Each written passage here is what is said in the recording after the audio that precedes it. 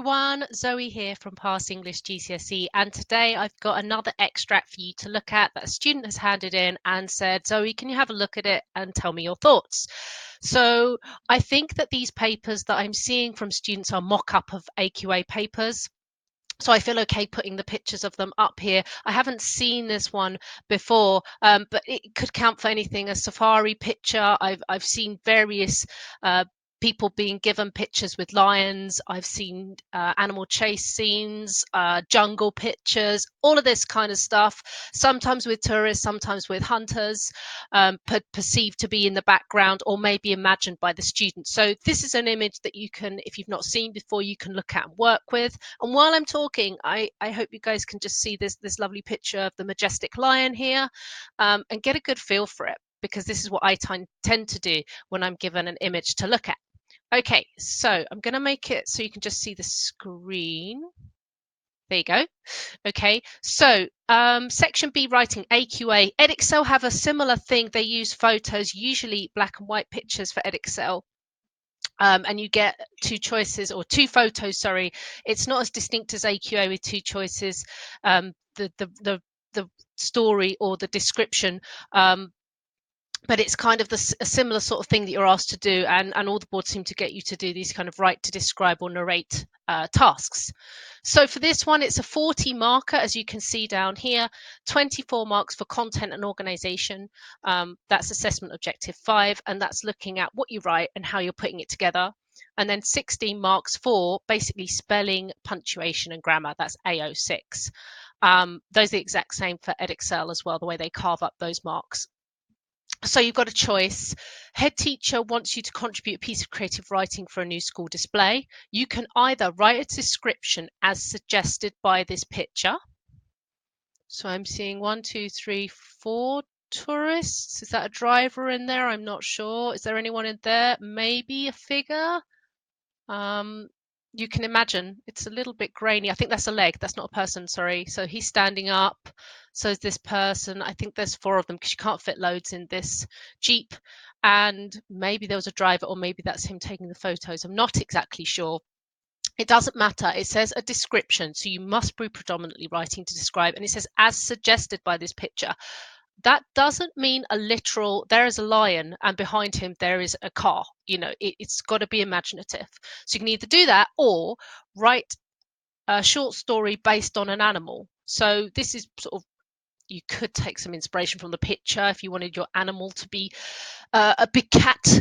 But it could be something different. I tend to find that students, if they do the short story, it tends to be somewhat influenced by the picture. Can I just say now, guys, and a lot of schools are advising this, and I kind of agree with them, although I don't like to put a dampener because you do get very talented students who are very good at certain things. But please, can I advise you against dialogue? At least keep dialogue to a minimum, 2 lines maximum. I would suggest avoid it, because even in stories, and stories I think are conceptually hard to write because you've got a plot, so a story itself, you've got characterization, you've got dialogue, you've got description, okay, and you've got to have some kind of set structure to a story. Whereas with just a description, of course it needs structuring, but you haven't got to worry so much about characterization. I mean, you can describe characters, but you haven't got the dialogue worry. You haven't got the plot so much. You can have a mini story, but you don't need an overarching plot that you would in a story. I think the description is conceptually easier, which is why when I teach this section B writing, which is worth half of paper 1, so it's worth spending the time on it, if not doing this question first after reading the source and all the questions, you certainly want to be aware of what sort of things are expected for this. So there's various ways you can do it. 5 sentences, 5 paragraphs, and a mini story, that would make 6 paragraphs, but you're looking for 40 marks to 6 to 8 paragraphs of writing, which brings me to this student's response. So students had a go at this. Write a description or a short story on an animal. I'm going to have a look and see if I can work out which one it is. I'm guessing you went for the description. Step into a world where all animals grow, hunt, live and explore. Full stop. Nice start, interesting. Tourists are just the guests in the safari. They risk their lives by capturing pictures of the world's deadliest animals. The main one is the lion. It is picturesque and glorified around the world. Don't know if I'd describe an animal as picturesque. I think I'd describe this scene as picturesque. Just my guess. Glorified, absolutely. And maybe you can make a reference to the lion being a beast of sorts. The sort of the king of the Sahara or safari, something like that. Moving on to the lion, oh, you've done it. Well done, beast. Maybe I saw this or thought of this. I like it. You said the main one is the lion here, and then you said moving on to the lion. You're still on the lion. Tourists are the guests. They risk their lives, right? That's tourists. Now you've got the lion. Going to change something. This is my suggestion, guys. You can see this. I don't usually chop and change a student's work, so I hope you don't mind. I'm going to send this back to you, Hannah. But I like this. The main one's the lion equals the beast of the safari. He or it, I don't like picturesque. Change it for something else. It's just my opinion. I think picturesque is more to do with looking at the scene, looking at the horizon. Picturesque, I think, do you mean he's handsome? Glorious? You've said glorified, yes. He is handsome. Maybe you want three adjectives here. The main one is the lion. They risk their lives. The main animal is the lion. The beast is safari, like that. I would join this.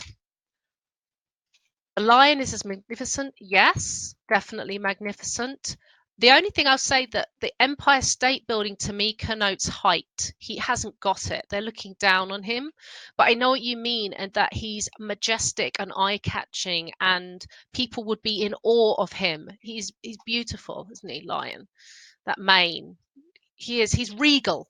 I'm going to write some words down here to give you. Regal means royal connotations. Okay, associate regal, and I feel like I gave you another word just now.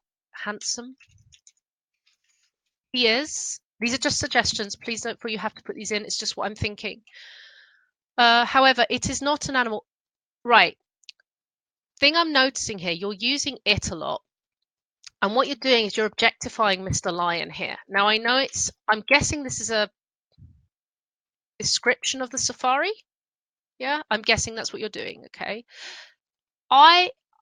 I know that for descriptions, we don't have to fuss about characters anywhere near as much as a short story, but I will say this. As a reader, I want to be invested in your lion. I want to care about him. I want to think about him. Give him a pronoun, he or she. Give him some character. Well, obviously, it's going to be a he, isn't it? Because lion's got a mane, and the lioness, this is really odd, but they don't have hair so much. It's the opposite way around. You always traditionally one would think of the females having lots of hair, but with the lions it's not. So he's a he, isn't he? So I would suggest he is not an animal to try and be friendly with. I agree. He has the sharpest teeth that can rip. Yes, lovely. So you're giving me this image of him being savage, fearsome, formidable. I spell that right? No, I did not. Terrible teacher. There we go. Look, formidable means intense, intimidating. Yeah. You can't outrun him. Humans are, now, that's not a word. It's coming up on my spell check. You mean inferior. We are inferior to Mr. Lion. Their paws are like giant feet. Well, they are giant feet. I would get rid of like. Are giant feet. They have such strength. Yes, I mean literally one swipe of his paw would knock you out. And maybe you can write something, a bit more of a threatening, vivid description here about the threat. So I'm just going to color code it. So this section you said about him being, I'm just using it to illustrate a point, bear with me. So on the yellow, you've said about the lion, but then here you've said about him being threatening. Oh, I've done that in red, but here you go. They are the rule of, see that I would put with there, and it's wonderful on text when you're typing stuff out. I know you've got to write this for the exam, guys, and I'm not suggesting you get, dependent on computers, but one of the reasons teachers make you get highlighters and highlight sections is so you can see what you've covered. I think the thing with this writing is it needs to be sequenced in a logical order. This is all about the lion, but you've got the bit about him being powerful and then the bit about him being menacing, I would say. Change that to inferior. Their paws are giant feet. Make it, well, it's not even a metaphor, they literally are. But maybe you want to liken that to something else. I think what you're saying, please correct me if I'm wrong in the comments, but I think what you're saying is that his paw, which is literally just a little paw to him, is quite a menacing instrument to a human, and could cause great damage. I mean, mention the claws, like razors. That's what you could say, like razor sharp claws. Emphasize the danger here, because I think what you're starting to get here is the tiny distance, the proximity is very close between the lion and the tourist, and they're quite possibly in danger. I mean, he could leap up onto there, no problem, if he was so inclined. Seems that maybe they've just come to see Mr. Lion, knowing that he's just been fed. I keep calling him Mr. Lion. I'm not saying you should call him Mr. Lion. That's just my name for him. But maybe they know this time the animals have eaten, so they're not liable to, they're less likely to pounce, good verb, pounce, okay, onto humans. A safari is an animal's kingdom. Yes, it is. Would you use? No, you wouldn't use capitals. I don't think. Kingdom, if you're using a proper noun, you're saying it is. It literally, yes. A tourist attraction. It is home of millions of treasured animals. It is the world's largest hunting ground where prey is hunted and used as food to keep the predators alive. Comma, as I almost put. Good. Yeah, I get it. This is a good start. What I'm going to suggest for you, if you work into the in Word, on a computer, on an iPad, however you do it, I would subtitle these. So just to give you an idea, where was I going with this? Introduction. I think you need more about the tourists. What about, and I'm making suggestions now, tourists, whoops, and their expectations. Yeah, what are they hoping to see? Don't need to go into names and details, but such things. Lion, you've done the description briefly and the threat of the lion. What you haven't included is anything about his stature and his size. The closest you got to was the paw. I think there could be something else. Then you've gone to the importance of the safari. I mean, it's imaginative, and I like the fact that you're progressing to different parts of it. We're going to need more for 40 marks, though. Okay, more content on this. So what else would I suggest? Tourist, lion. You haven't described the landscape very much. I think you need something about the landscape, and then maybe, if in doubt, you can always flash back to the time just before when the lion caught his prey or ate or something, and then bring it back. I always like a cyclical structure. So step into the world. You could repeat this line right at the end. Some kind of ending. Bring it back, because it is a description. It's supposed to be somewhat fixed on this picture in time, assuming you've definitely chosen the description. I mean, if you're doing a short story based on an animal, then let me know. I've just picked up, and I know you've written around here, so I'm just guessing you went for this. 1, 2, 3, 4, 5, 6, 7 paragraphs. I've put intro and final, introduction, or just maybe I shouldn't, because I don't want you to think of it being like an analytical essay, like you're writing about Romeo and Juliet or Anne in Spectacles. It's not that kind of essay. This is the creative writing. Final thoughts, maybe I'll put there. 1, 2, 3, 4, 5, 6, 7. Okay, so that would be 7. I've given you some words down here. There's not that much for me to grade, but what I will do is I'll just speak about the mark scheme. So this is the mark scheme. This is where the 24 marks reside. Content and organization. Okay, I'll give you a moment just to have a quick look at that, and I'm happy to post this up too. TAP, again, is type of document, audience, and the purpose. You're writing to describe. Okay, so there's not very much there. So at the moment, I'd only put, oops, don't want to change those bullet points. I'd only put some success, but that's just because I don't think it's finished yet. Relevant ideas, so you're down here. Okay, so you want to bring it up to consistently clear. Around here is sort of your pass mark, your 4/5. So there just needs to be more of it, basically. Spelling, punctuation, and grammar. I didn't notice anything wrong except you had used the wrong prefix for the wrong word. So you meant to say inferior.